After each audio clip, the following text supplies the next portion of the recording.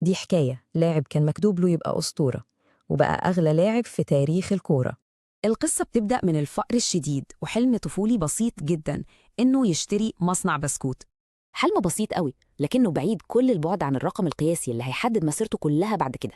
بس أصلا قصته دي كانت ممكن تنتهي قبل ما تبتدي، وهو عنده 4 شهور بس نجا من حادثة موت.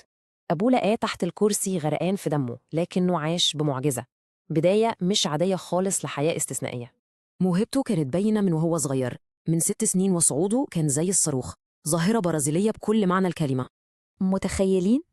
قبل ما يتم 20 سنة كان جاب 100 جون احترافي، إنجاز رهيب فعلا.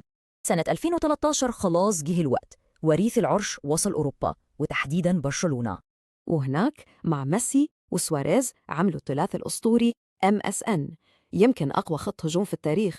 ومن أول موسم ليهم مع بعض الثلاثي ده كسر الدنيا، اكتسحوا أوروبا وجابوا الثلاثية التاريخية. وطبعا النجاح ده خلاه من الأفضل في العالم، وصل للمركز الثالث في جائزة الكرة الذهبية. لحد ما جت الليلة المشهورة، ليلة الريمونتادا ضد باريس. الليلة دي غيرت كل حاجة فعلا. نيمار كان بطل المعجزة دي بلا منازع، بس تاني يوم كل صور الجرايد كانت لميسي.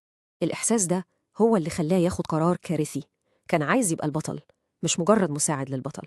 وهنا قبل عرض باريس سان جيرمان مشروع جديد يكون هو نجمه الأول بأغلى صفقة في التاريخ.